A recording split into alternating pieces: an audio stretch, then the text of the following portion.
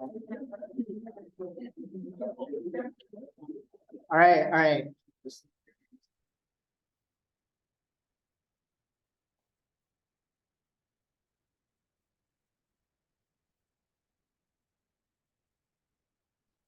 All right, can everyone hear me okay? Okay, we're gonna get started. Sorry for the delays. We're having some technical difficulties, but it should be good to go. Yeah, hi everyone. Welcome to Hack School 4. If you haven't already checked in, please make sure to check in. You can get your membership points, and then you can use those points for cool merch. So there's the code, and then feel free to scan that QR code as well. So today we're going to be covering building APIs with Express. We're also going to be finishing up or working more on our front end that we were working on last time. We're going to be actually building the part where you type in stuff. So that should be exciting. A couple important links. I'm going to leave this up here for 2 minutes. Feel free to go to the slides. I think it's helpful if you kind of follow along with the slides on your computer as well. So feel free to go to the slides. If you want to open up our textbook alongside as well. And then of course our GitHub if you need anything from there. Feel free to jump over there.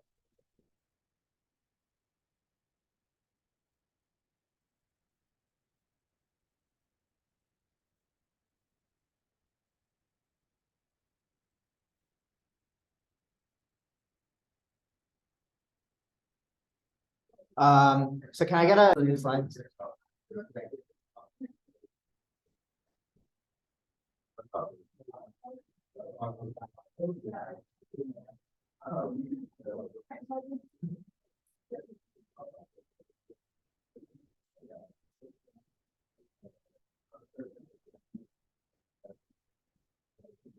Okay, give me a thumbs up when you've got the slides open or you're ready for me to move on. We'll keep on going.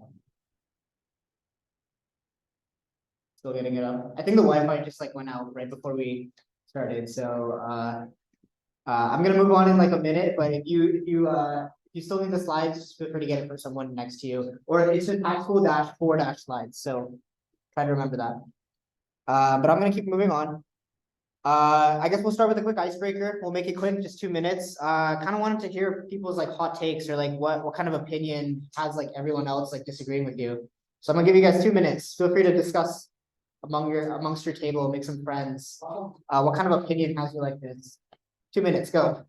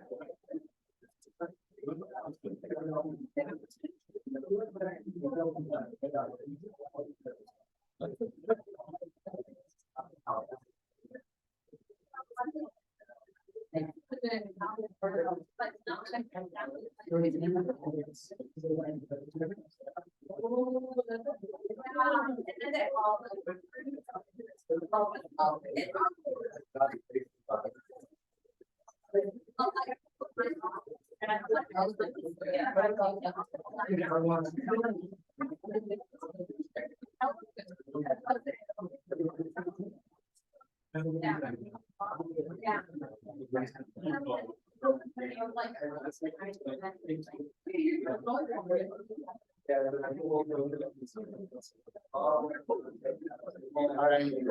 I'm gonna keep on moving on, but it sounds like some people have some crazy hot takes here. Some of them were a little disturbing, but it's good that you guys have interests, I guess. But yeah, all right, quick icebreaker just to kind of get to know the people at your table if they're new. But yeah, just to go over the timeline again. So here we are, November 1st. We're more than halfway through our hack school stuff. So the next 3 workshops are going to be all about, it's going to be a little bit more about the back end. So we've been doing the Next.js stuff. We taught you guys HTML, CSS, JavaScript. In this workshop and the next, we're going to go over creating our backend, which is the other side of the full stack. And then next time we're going to go over databases. And then after that, we're going to go over deploying the projects so that anyone can access it. So yeah, all good? Okay, so I'm just going to start with a really quick recap previously on Hack School. Just for the people, I know some people maybe weren't here last week, or maybe it's you got kind of need a refresher, but previously on Hack School, we introduced React. React is this JavaScript framework for building front-end interfaces. And we went over how it was component-based, which means you can, it's really easy to create one component that would be put on multiple parts of your web app. So you create one navbar component that can appear on every page, or maybe if it's like, I don't know, just like some sort of reusable component. Like I like to think about like Instagram a lot, like, you know, the Instagram stories, you can have a component for that little card and then you can replicate it as many times as you need. And you don't have to hard code that every single time. So that's what makes React really, really powerful.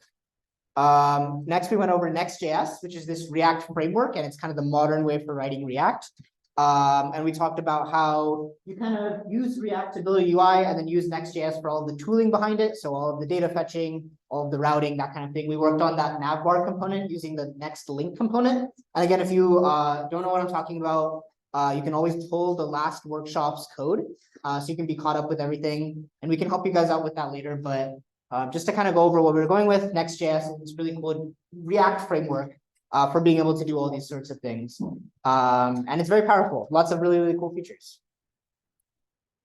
And then, like I mentioned, we kind of went over some React specifics. We went over functional components. So you can see from this example here, we kind of have this sentence component, and I can take that sentence component and stick it into this paragraph component so that I have this sentence appearing 3 times. And that's just, again, speaking to how modular and how reusable React is. So it's really the really powerful way to build front-end interfaces. You don't need to do all of that boring HTML and CSS. You don't need to repeat yourself when you're coding. That's the big thing with React. So yeah, hopefully everyone's good on that. If you have any questions about React or what we did in the previous workshop, feel free to ask us any questions, drop it in the Hack School Discord channels, or just show up to our office hours and we're more than happy to help. But yeah, so today we're going to talk about Express.js and APIs, and we're going to start getting into our backend. So I'm going to explain to you how the internet works in this one slide right here, and then you'll know how the internet works. Tough crowd, but basically, okay, so for the sake of Hack School, and I think for the sake of just understanding what I'm trying to teach here, you can think about the internet like a really, really long wire. And that's like pretty high level, so obviously that's not true, but I mean, there's some truth to that. But think about the internet like a really, really long wire. Computers, so like your computer, my computer, they can all communicate with each other through this wire, and they send what's known as packets. Maybe you guys have heard that term, packets of data. So they send packets of data to one another through this wire. And that's how computers do all their communication. So we have clients and we have servers. Clients are generally the ones that request data from web servers. So when I say clients, I specifically mean something like the users. So users kind of in the sense of like you and I, but when we talk about it in context of like building web applications and backend specifically, users generally refer to like the web browsers. So if you go to google.com, Google Chrome is the client that's making the request to google.com servers to serve it google.com. So when we say clients, we're generally talking about web servers or web browsers in this case. So think Safari, Google Chrome, that kind of thing.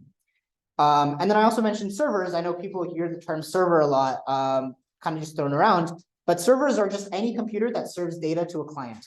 So today you'll see when we're working on our workshop today, we're actually going to use our computer as a local server to serve data to the client that we made last time. But you might have heard about things like server farms, or like how like these big companies like Google and Amazon and stuff, they have these big server farms, and those are all the servers serving like the entire logic of Amazon or like the entire logic of Facebook or whatever. So just think about servers as any computer that can serve data to whatever's requesting it. And I talk about like, it's requesting data. We're doing all this communication through this really long wire, and all that communication is done with something called HTTP. HTTP stands for Hypertext Transfer Protocol. It's a protocol, or like a language basically, for these computers to communicate with. So both clients and servers kind of speak this language. And we'll dive deeper into that, but it's sort of like, if clients are requesting from servers, that's the language that they're using to do these requests and responses, as we'll see in a little bit. So diving more deeply into HTTP requests and responses, like I said, clients will send HTTP requests to a server in order to fetch data. So maybe you guys have kind of seen some of these before, but generally there's a structure to the request, right? Like it can't just go and ask it all willy-nilly, right? There has to be some sort of structure. It's sort of like, when you're asking a waiter for some sort of food, you generally want to ask it in terms of like, what's the food item, and then what's the quantity of food, right? So I'm just talking about just a standard way of kind of asking for something. So these HTTP requests generally have a method tied to them. And the methods that we'll commonly see are post, get, put, and delete. And it's just like what the name suggests they are. So posting something. So if a client sends a post request, it's asking a server to add a resource, or post a new resource. If a client sends a get request, it's asking the server, hey, can you get me this thing that I'm asking for? So maybe if you go on your Instagram, like your homepage, right, your feed, you're sending a get request to Instagram server saying, hey, get me all of the data from all of the friends that I'm following, that kind of thing. So, and it's the same logic with put and delete. Puts are for modifying something. So if something already exists and you want to edit it, you would send a put request. And then a delete is actually for deleting it, just like the name suggests. And so when your application kind of has all four of these things, that's known as CRUD functionality. So you'll hear about this a lot. Maybe if you take CSE 110, you'll kind of get into like building a CRUD app, that kind of thing. So CRUD is basically that acronym for that situation.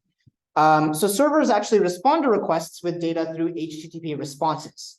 So so you've requested data from a server, and then that server is going to send something back. It's going to send a response to acknowledge that it's gotten the request. So for example, if your request was okay, you'd get a 200. I know everyone has probably seen like a 404 sometimes if they like go on a web page and it's like something weird. 404 means you tried to request something that's not found or doesn't exist. Maybe you've seen 500 before. Generally, if you're like trying to buy tickets to a concert or something, right? You'd get a 500 error if like the server crashes or the server is unable to accept all of these requests happening. So 500 is like per server error. So I linked more status codes there. There's actually a ton of status codes for all sorts of situations. And we'll have the chance today to kind of get into when you should send a specific status code depending on the kind of behavior. But to kind of summarize what's going on here, clients are sending these requests, and these requests have a request method tied to it.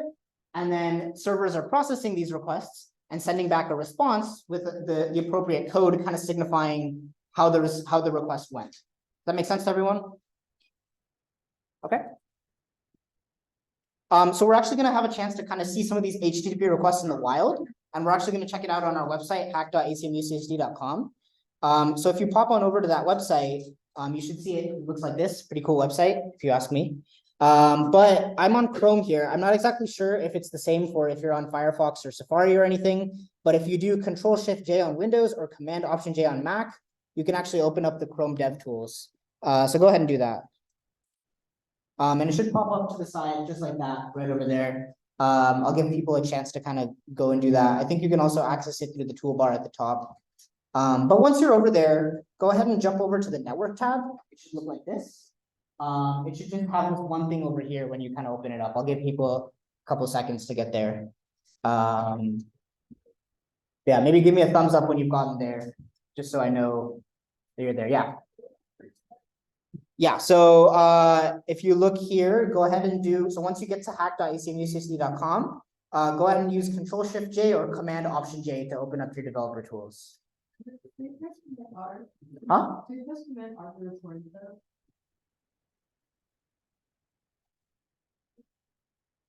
Huh? Click on, once you get there, click on network, click on the network tab. It should look like this. You should see the tabs at the top.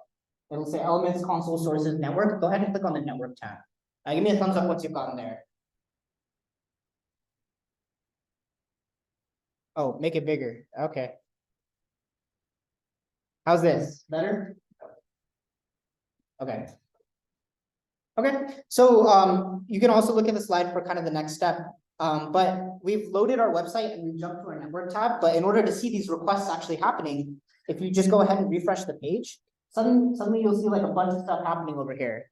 And we can kind of break this down, but these are basically all the requests that my client, my Google Chrome is making to my hack.acmucsd.com, or the server on which hack.acmucsd.com is hosted.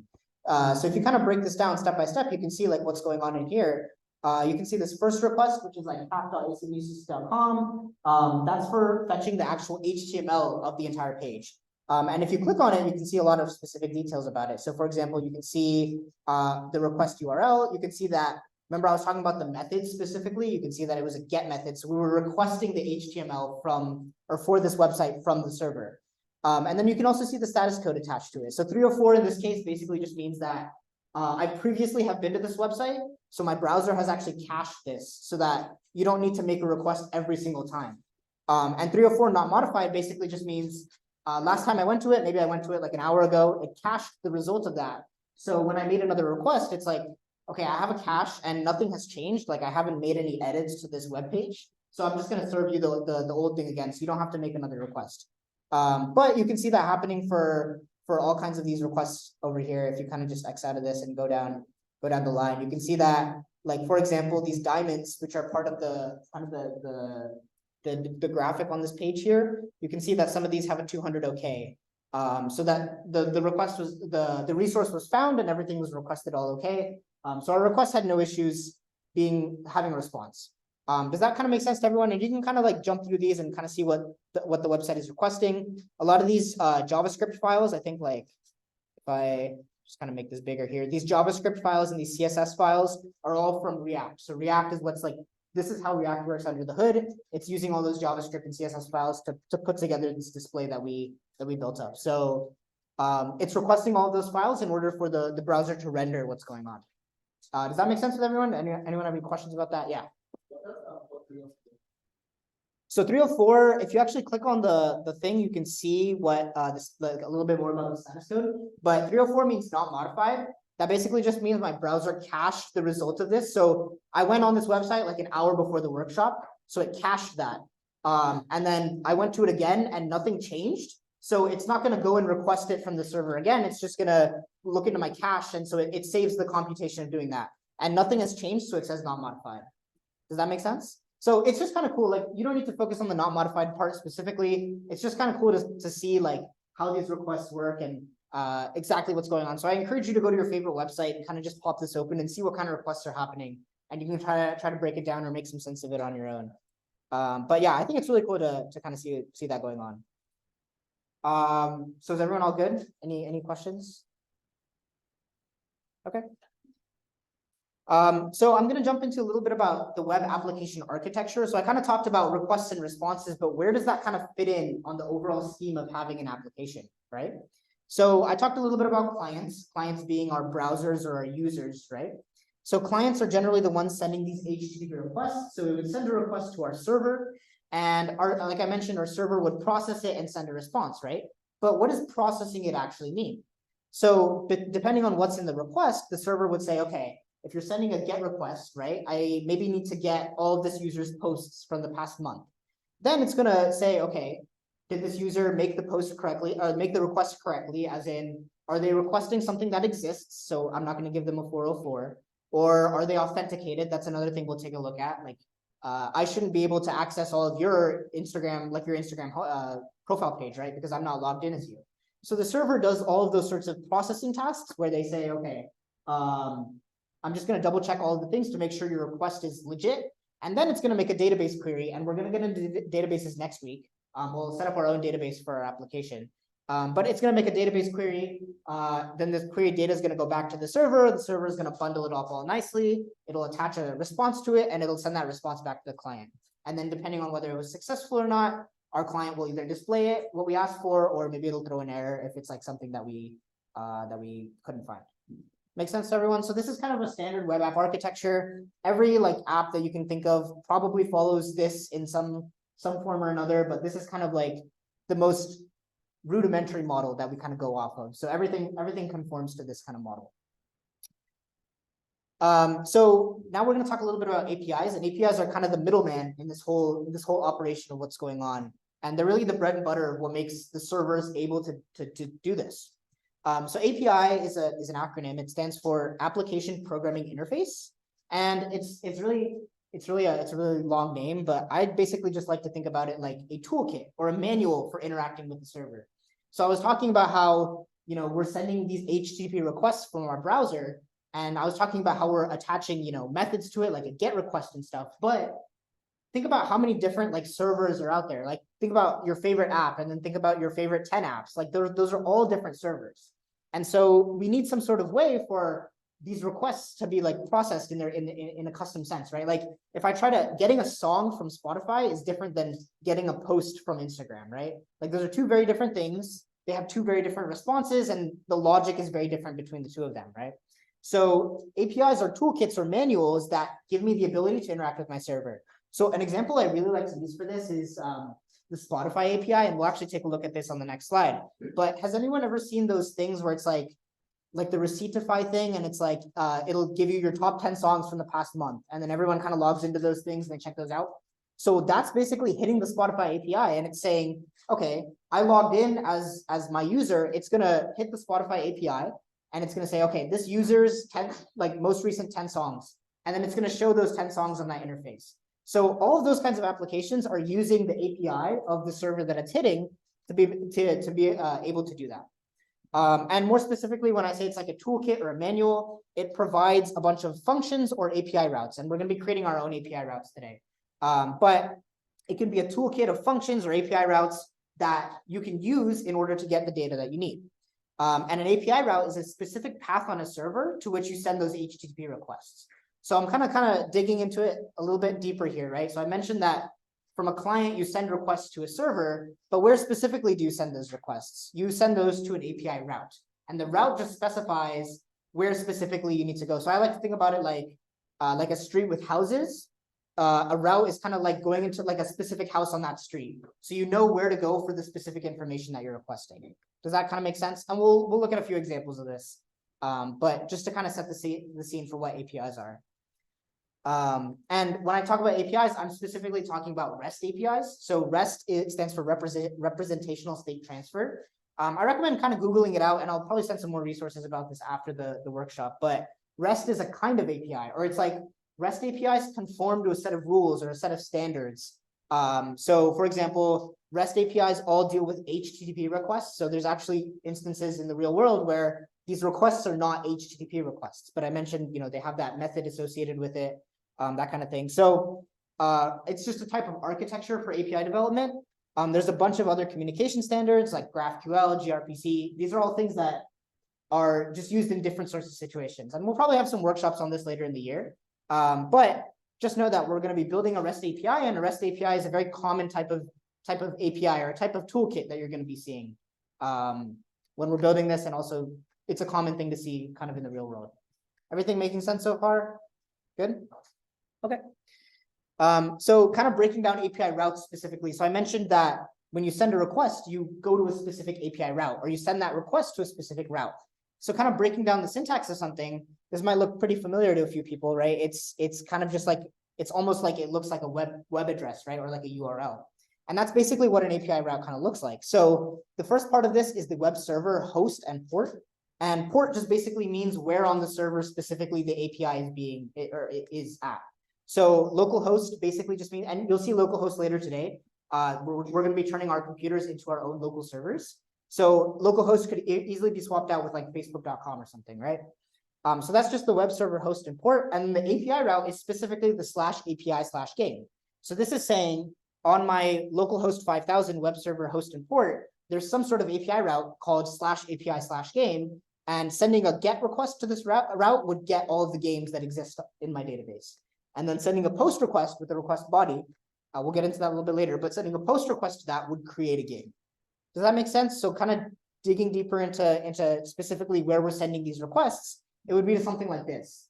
And indeed, we'll see that our front end, when we kind of get to that in our building of our front end, we're going to be sending specific requests. Like if you complete your typing game and you want to save that result of that typing game, you want to save your words per minute, we're going to be sending a POST request to some sort of URL that's going to look kind of similar like this, but it's going to be sending to that API route where with a POST request, so we can save that. Does that make sense so far? Everyone's kind of clear on this? We'll see this. I'll show you guys a couple of examples of this, so it kind of drives the point home. But that's the API route syntax. So some APIs in the wild. I think this is a good chance to kind of just see like what's going on in real life here. So this is one of my favorite APIs. It's called the board API. It's just kind of this troll thing here. But basically the point is, if you're bored and you need something to do, you can hit this board API and it's going to tell you an activity for you to do. So if you kind of look at this interface at the bottom right here, where it says try it out, you can kind of see that it's the same thing I was talking about earlier, where it's like this HTTP thing, and then it's like the web server host and port right here would be the boardapi.com server. And then specifically, we're hitting their API. So we're doing /API/activity. And then sending a GET request to /API/activity will return some sort of data. So on their server, they probably have something that will just return a random activity. And you can see, okay, this activity is catching up on the world news. I guess that's kind of boring, so I'm going to submit another one. This one is making a bucket list, so I guess that's a little bit more exciting. But I'm basically, every time I hit submit there, I'm sending a GET request to this API, and it's returning something based on what's on the activity route. Another cool thing that we can do is if you click on this try a few others thing at the bottom here, it's going to add this question mark and then this participants equals 1. Sometimes if you look at the URL of like what's going on your browser, you might actually see this kind of thing going on. But this is basically what's known as a query parameter. So when you're sending this GET request, you're passing a parameter in with it, kind of like if you have like a function in programming, it's like a parameter that you're passing into your method. So this is saying specifically find me activities where there's only one participant. I can change this to 2 because we don't want to be lonely. And you can see that, okay, there's an activity where specifically with 2 participants, you should text a friend you haven't talked to in a long time. So I can attach query parameters onto my API to kind of drill more specifically into the data that I'm looking for. Kind of a fun API. It's just like a nice thing to kind of drive the point home for APIs. But maybe more specifically looking at like a robust API or an enterprise API. I think everyone's probably pretty familiar with Spotify. And this is how Spotify works under the hood, right? You have the Spotify app, which is kind of the client. And every time you do some sort of interaction on Spotify, maybe it's playing a song or adding a song to your playlist, or maybe you create songs and you're adding a song to Spotify that other people can use. You're interacting with their API. And like I mentioned before, that example of the Receiptify thing, where people like to show their top 10 songs, that kind of thing is interacting with the Spotify API as well. So if you kind of just take a look at it, if you look under the reference, by the way, any API worth its salt has a really robust reference or like really robust docs so that people know how to use it. So you can see, for example, under the albums API here, I can look at the get album call specifically, and just kind of breaking it down, you can see like what it looks like. It's a get request to the /albums/ID where I would give it the ID of a specific album. So that's like, again, a query parameter that I was talking about earlier, or like a route parameter here. So you can see that this would return ID string as a required field, and it would be the Spotify ID of the album. And if I sent a request with this specific example, you could see this response that might be spit back at me, and it would give me a bunch of data about what Spotify is specifically returning to me in this case. And then you can see that basically all the functionality you do on Spotify is in this API on the left. So this would be like if you went to an artist's album, or maybe if you want to see a user's saved albums, you can kind of check out like what's going on here. So it's get/me/albums/contains. So sending a get request to this route would get you all of this data. A couple other things to notice here. You have this thing that says OAuth 2.0. That just means that in order to use this API, you need to be an authenticated user. I shouldn't be able to just hit the Spotify API and then get all of your songs, right? Or get all of your play history. Like that's only something that you should share with me if you've kind of shown it in Spotify, or like this could be extended to like things like email and stuff. I shouldn't be able to get your calendar events, or I shouldn't be able to get your emails if I hit it, right? So I need to be authenticated. OAuth is kind of this authentication standard.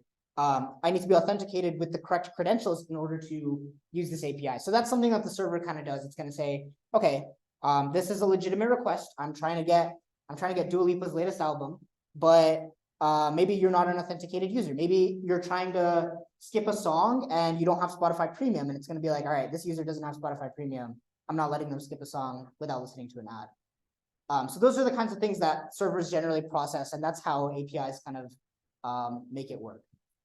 All good? Is everyone kind of understanding that? I encourage just kind of poking around with the Spotify APIs, or any API for that matter. It's kind of fun just to see the functionality that they have going on. Yeah, all good up until this point?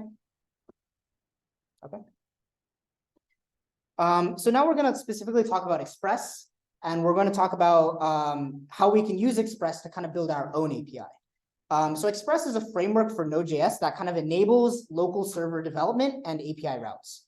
And the big thing with Express is that it really greatly simplifies web server complexity. So it's actually really, really complex to serve a web, like to create your own web server. I think if you take like a class like CSE 124, you'll kind of get into the nitty-gritty details of like doing that on your own. But we're going to be using Express here because we're kind of lazy and that's just the way the world works. So you can see that in just these 3 lines of code here, just requiring Express, starting a server, and then having the server listen to a port, we can actually get started with our own web server on our computer just like that, super, super easily. So Express makes things super easy, and we like Express, and we're going to have a chance to kind of explore that in this workshop here. So is the starter code stuff all good in the back there? Are we good on the starter code for these guys to do this? Yeah. Okay. So go ahead and execute these commands here. You should be doing this from the root of your existing starter code. I'll kind of walk around and help some folks out, but you should be able to fetch all of our starter code for this workshop by doing this. So I'll give you guys a couple minutes to go ahead and do this.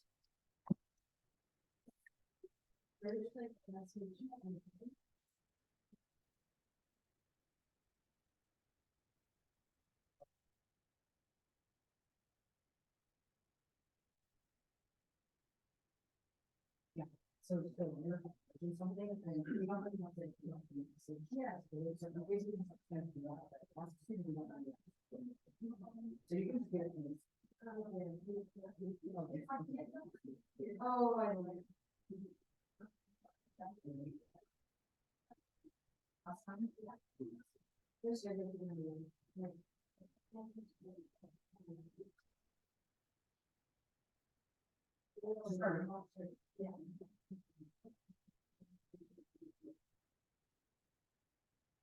Yeah.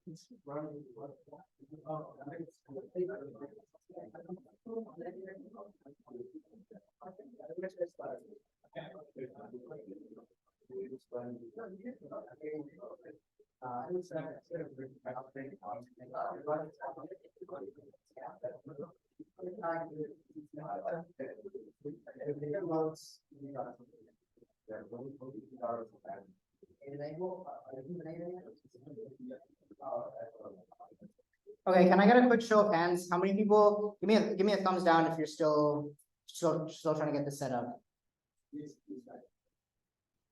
Okay, I'm gonna move on just because I think there's only a few people, but hopefully we can get that resolved in the back. But everyone else, you guys all get to move forward? Okay. For sure. So you should have pulled a server directory. You should see now in your files you have some sort of server directory. I kind of want to walk through that specifically, and we can see exactly what's going on in that. So if you look at it here, I think this is kind of small, so I'll zoom in. We should have this server directory right here.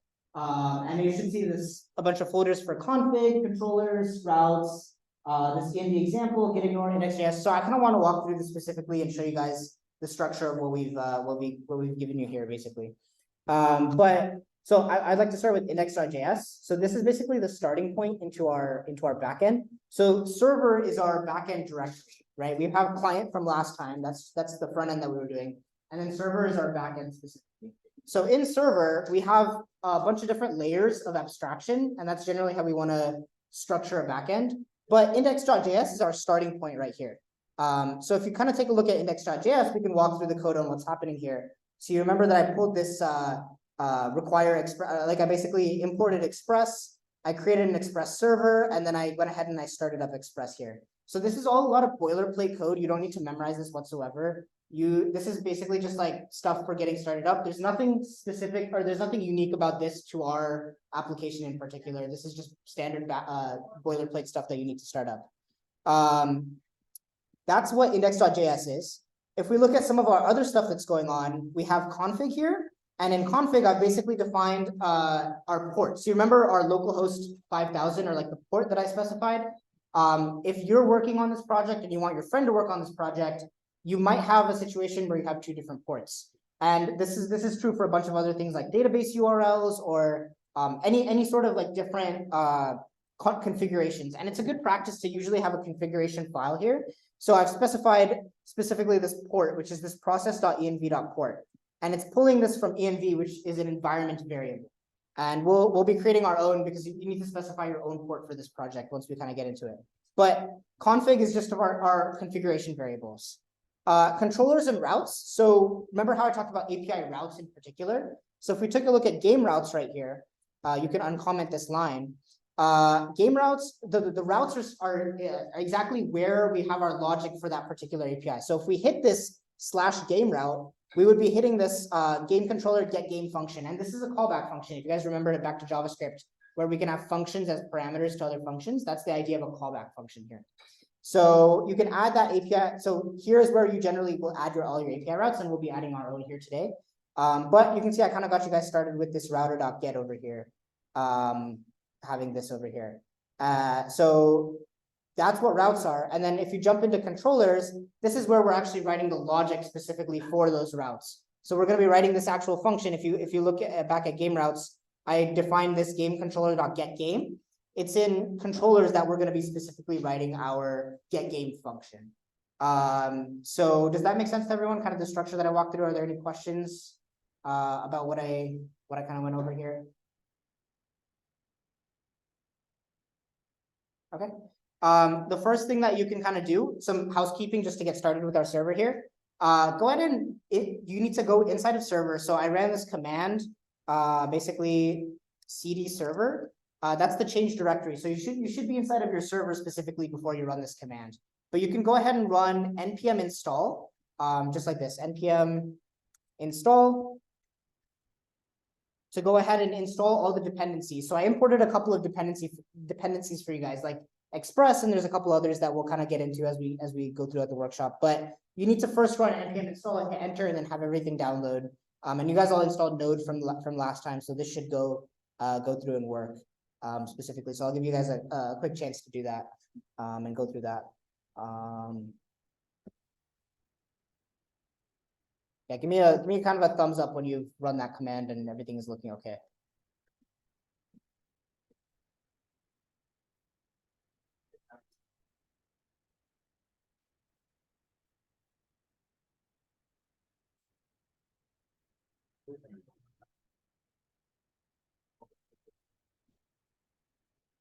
So I think some people are kind of getting to that point. So the next thing that you need to do specifically is we need to add that port as an environment variable, like I said last time, right? So make sure that you're inside of server specifically, and then click this little button to create a new file. And then you want to call this file .env. So .env files are just environment variable files. And you can see that there's actually this .env.example here.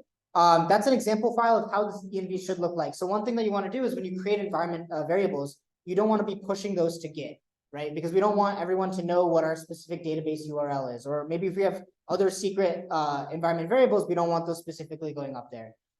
So all you need to do is replicate what's in env example over into env, and then I'm going to give it a port of 5050 here.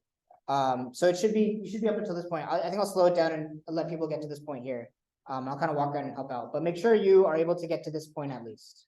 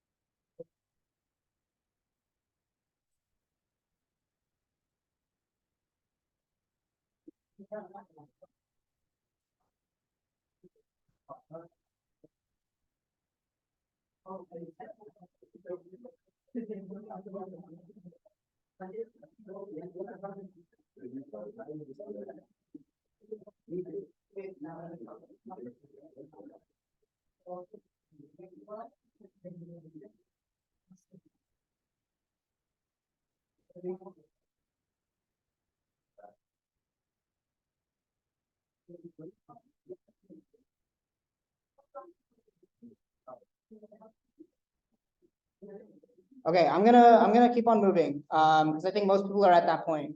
But you should have all run npm install to get to this point. And at this point, you can run the command npm run dev. This is a script that I defined for you. Oops.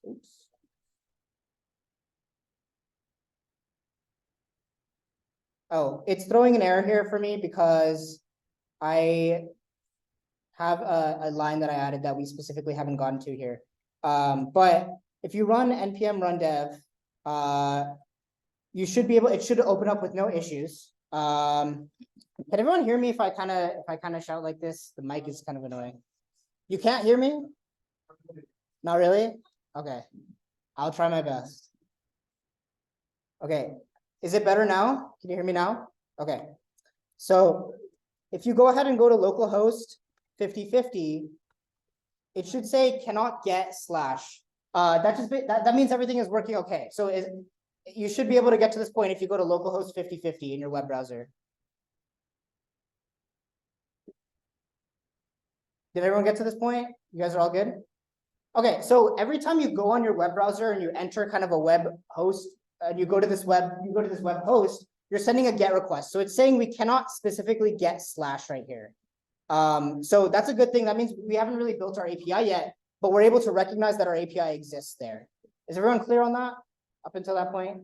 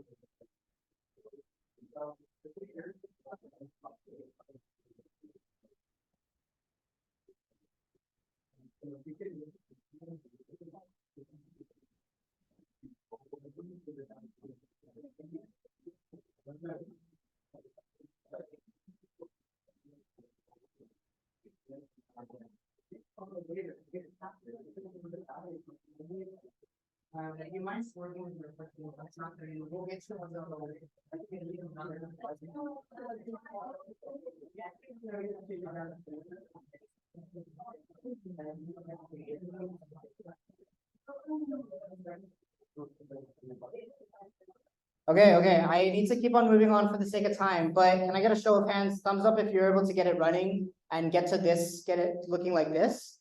If you just go to localhost 5050 in your Chrome, it should get up until this point. So that just means that everything is successfully running, but we haven't built our API yet, so it's just gonna say cannot get slash. Does that make sense to everyone? Is everyone good up until that point? Okay, I'm gonna keep on moving forward. Hopefully we can kind of get through this. I know that there's some people who are having some issues, but we'll keep on going and we'll see how far we can get. So everyone should have done this up until this point, and that npm run dev to basically start up the server. That was basically our command to start up our server. So now our server is running, and we actually have a local web server running on our personal computers here. And it says cannot get slash because we haven't actually built our API. But if you'll notice, if I go to like localhost like 4000, for example, it's going to say it can't be reached because we don't even have a server running there. So if it says cannot get slash, that's actually a good thing. We're in good shape. Okay. So I'm going to jump back into my code, and we're going to clear all of this here. And then we're going to look at specifically building our API routes. Okay. So in gameroutes.js, there should be a commented file, this router.get file, router.get line. Go ahead and uncomment that line. It should be in gameroutes.js. So go ahead and uncomment that. And what we're specifically going to do is we're going to build this get game function in the game controller. So if you go to controllers in this game controller file, we're going to create that function so that we should be able to get things. So when you get over to game controller.js specifically, go ahead and just create a normal function. If you guys remember back to JavaScript functions, we're just going to create a function called get game.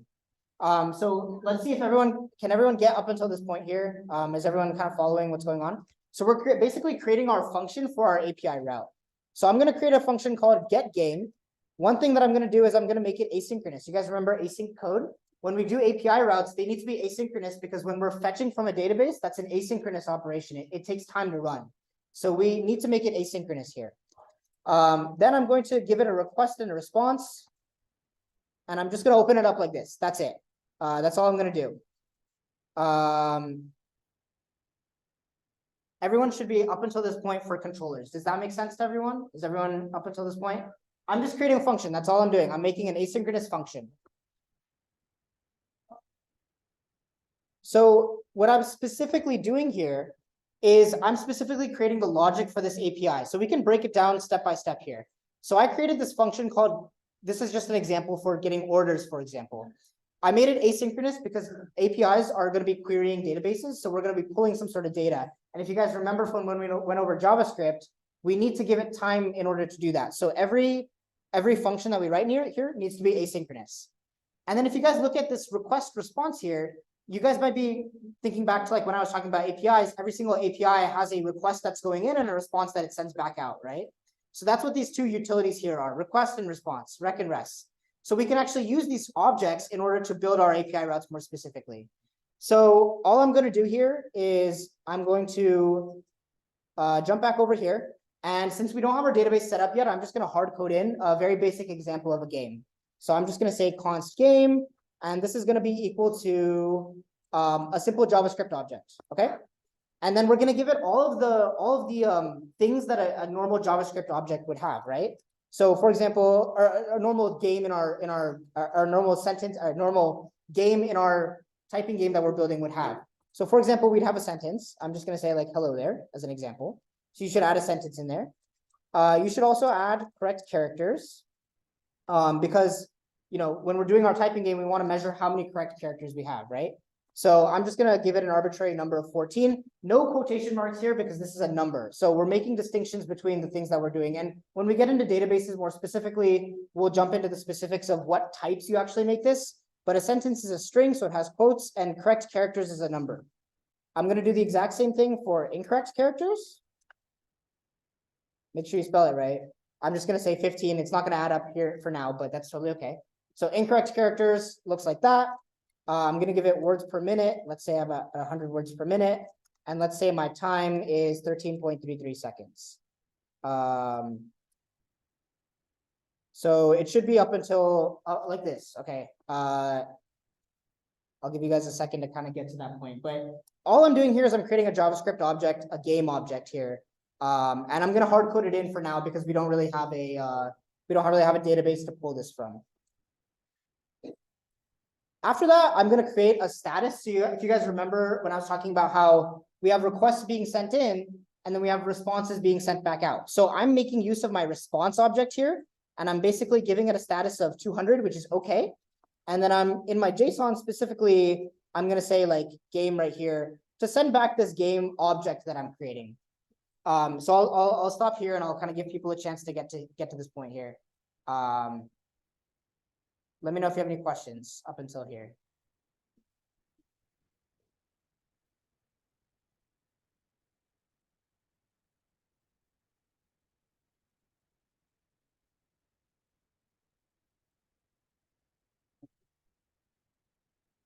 Once we've created our get game function, we need to do one last thing. And we need to actually export it here. You should see a module.exports in the starter code. You just need to throw that get game definition right into here. So that the rest of our code can actually use it. And then you should see no issues. Everything should be all nice and green when you do npm run dev. it should look like this specifically. So are we all clear up until this point? Yeah. I can make this like this, and you can look at this here.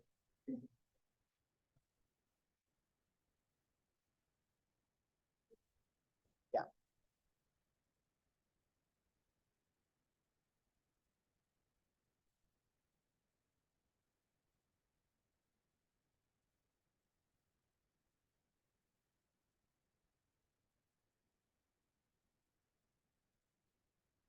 Give me a thumbs up once you've like gotten all of this good here.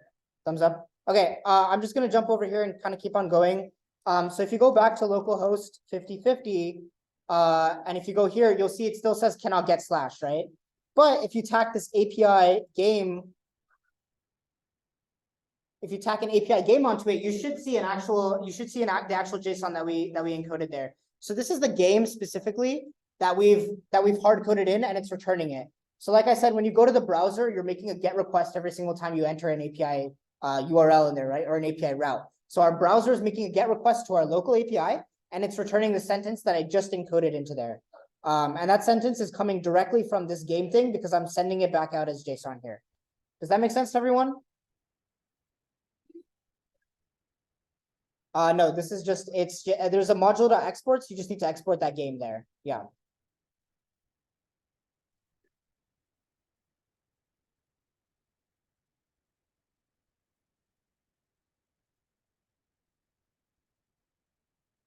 Is that good with everyone? Does everyone kind of understand where we are up until this point?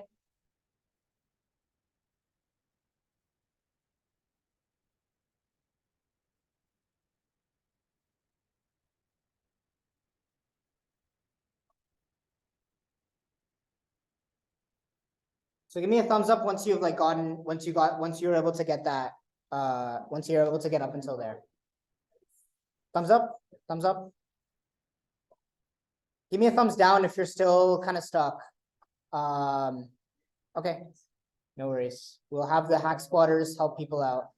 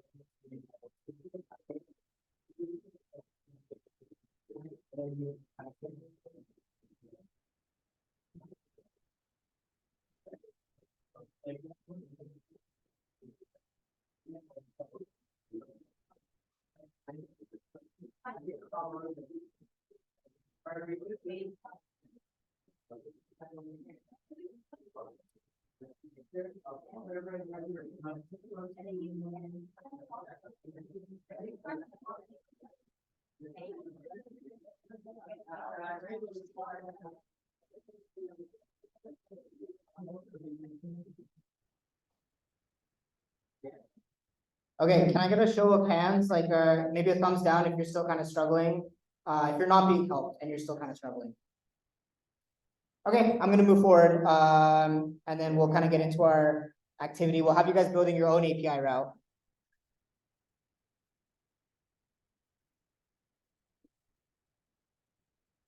Okay, so what we did is if you kind of looked at that code closely and you were understanding what I was saying about getting something, we built a GET request, or we built a GET API route. So remember what I said about how GET was one of those methods where we request a resource from our server? So we built a GET request. Now we're going to be building a POST request here, or like a POST route specifically. So POST requests include a request body. So you remember last time we used that res.status, we did res. In the last route. That was using the response object that Express is providing us. Here, we're going to be using the request object, because when you post something, when you're creating something, or when you're asking your API to create a resource, we need to give it some data to create it, right? And that data is going to be stored in our request object specifically. So in this rec right here. So if you see specifically this example of like making a purchase, this is not related to the game example, but just kind of walking through this example here of sending a post request to /purchase. We're pulling this purchase from our request.body. So request bodies are where all that data is specifically. So this purchase would contain the JSON of my purchase that I'm asking to be added to my server, to my database here. And then we can further break that down depending on what specifically we have in our request body in that situation. So we're going to be basically building our own post request, and then we're going to have the chance to use Postman. I asked you all to download Postman before. We'll kind of walk around and help out with that in case people weren't able to get it. But we're going to be building a post route specifically. So what you need to do is you need to use the request parameter there, the request object specifically, in order to kind of handle all of these situations. And I gave you a couple of kind of conditions because we have all of these fields specifically. And we need to validate that when this all comes through, when that request comes through, we need to have all of our properties, our sentence, our correct characters, or incorrect characters, words per minute, and time. And then we also need to make sure the request makes sense. So we're also going to be checking to see if the length of the original sentence and character, the length of them match. And if no errors occur, we're going to return a JSON response with the appropriate status code. So I think a good place to start for this would be looking at this kind of example here, and then using this example to kind of build up off of one for the game specifically. And you would start doing this in game routes specifically. So I'll kind of get you guys started here with a little hint.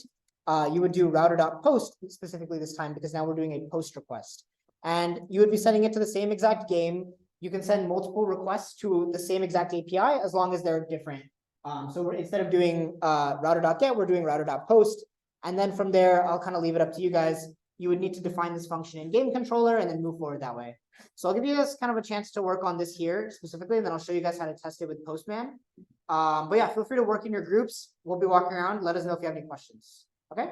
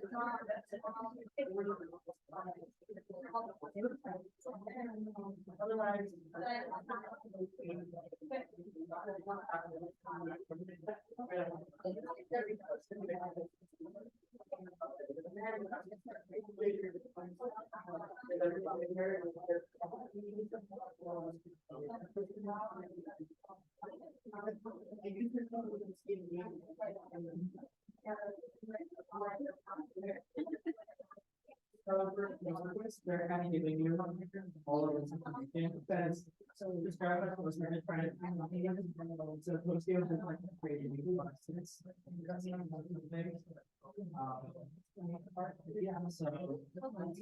you're on the side.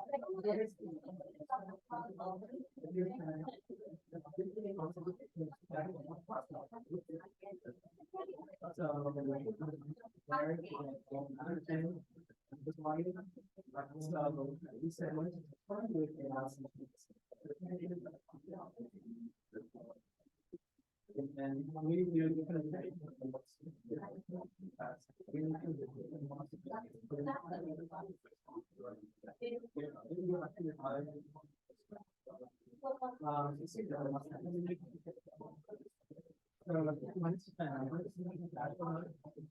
so 200 plus 17 we can also everything else other numbers.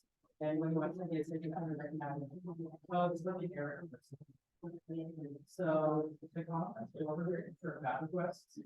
So if you don't know, you can set plus status and then day 400 is property size, and then you can start the time there. You're going to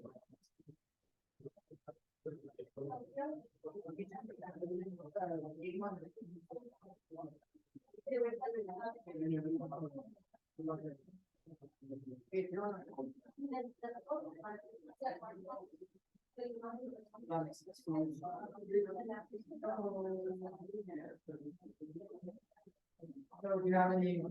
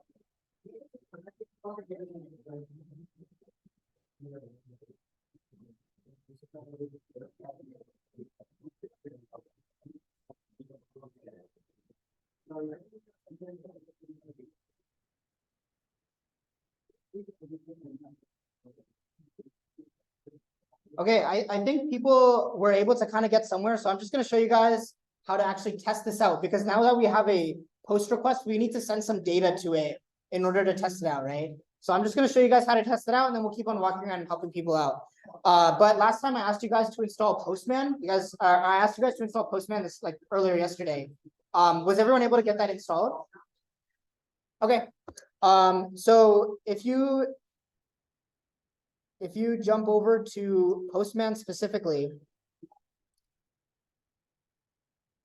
you can actually test this with both your get and your post. But I'll kind of zoom in on this here. Postman is a tool that we can use to kind of mock our API requests, because we don't have like a fully finished front end yet, right? So we can't really send requests to test our API, but we can use this tool called Postman to basically send fake requests and test to see if our functionality is correct.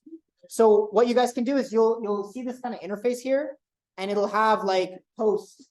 You can edit the specific type of thing that you want to do. So you remember I talked about get, post, put, delete, these kinds of things. So if you want to test your post specifically, you could choose post and then put in the entire route of the API. So localhost 5050 API game.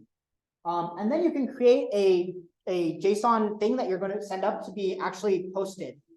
So here in this case specifically, I'm saying I want to post this game, right? With all of these details here specifically. So this sentence, correct characters, incorrect characters, words per minute, time.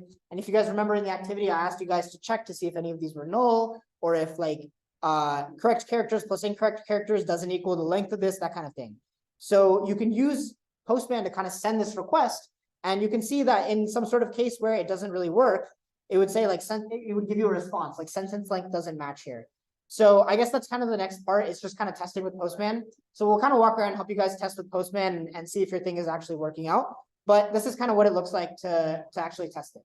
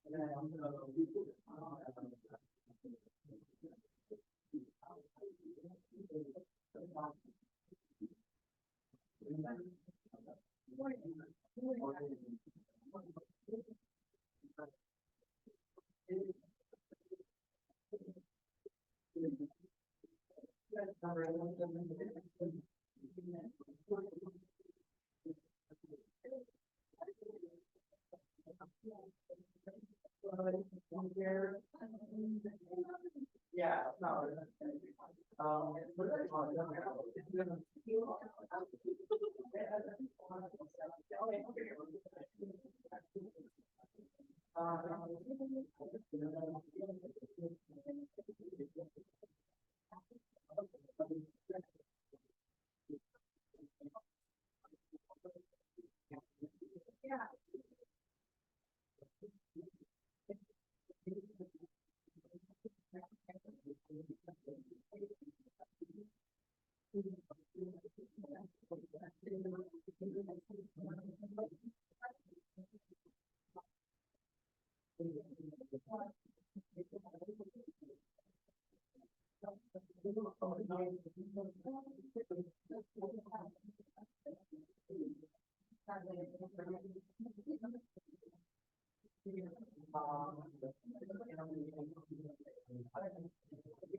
So what's he gonna do?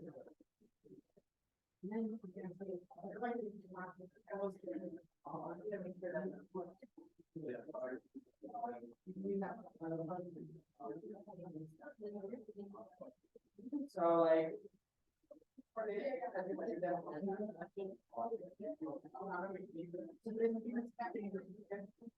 So.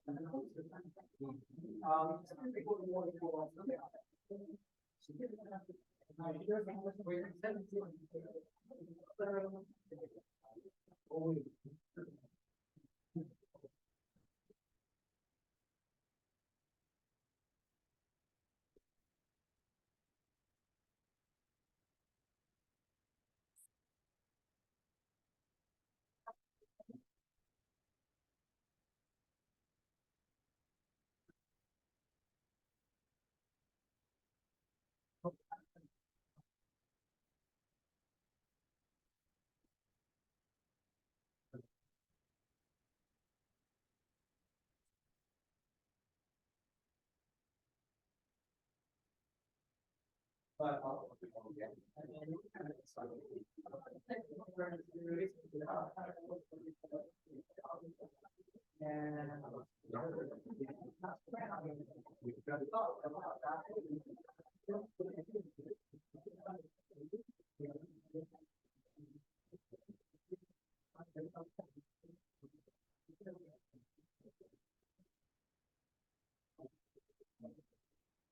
And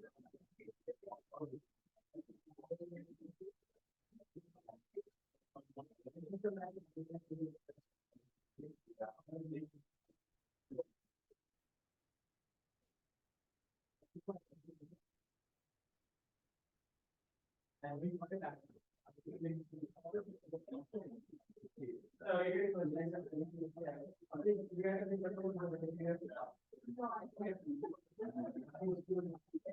Yeah.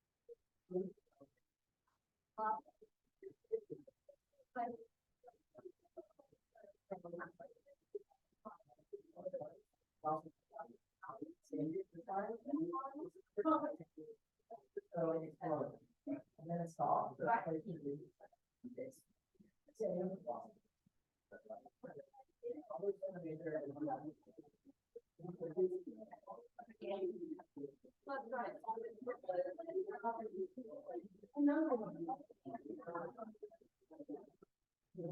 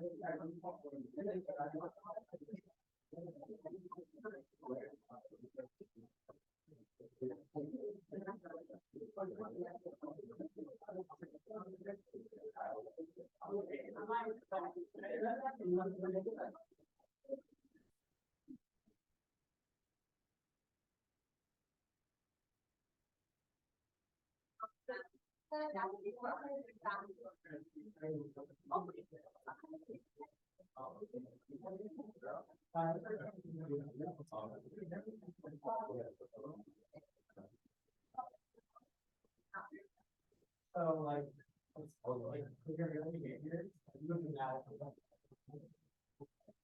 So I'm gonna think, like,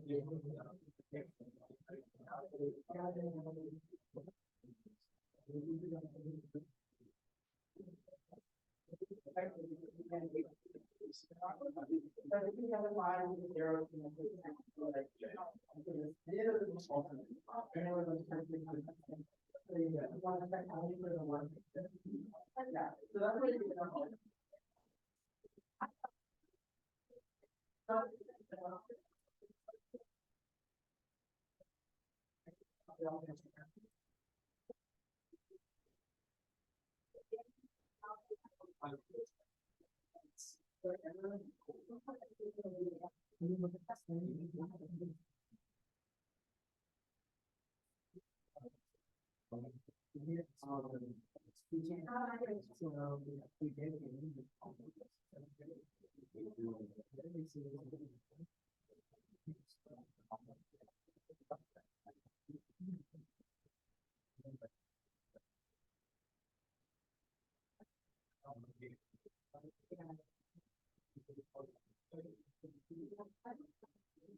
Yeah.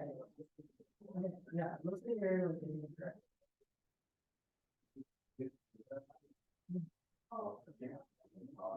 And then also, think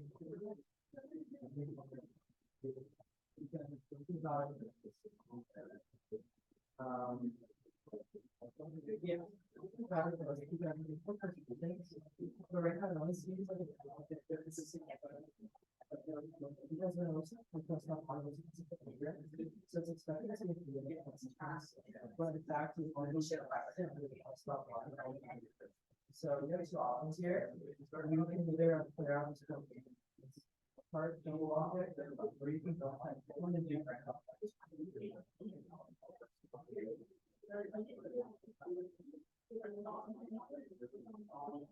Nice.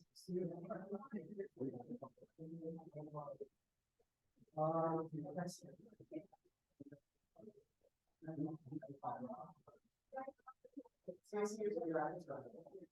I mean, it's structurally long, it's now.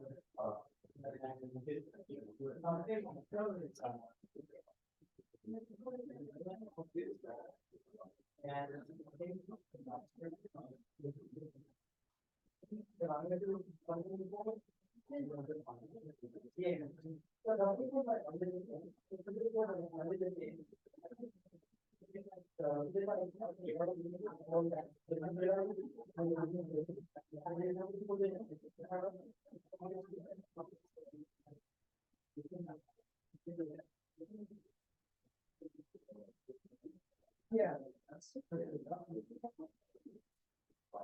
So the first one is like a seven. The second one is making a study object. And then it's like bind it to the very one.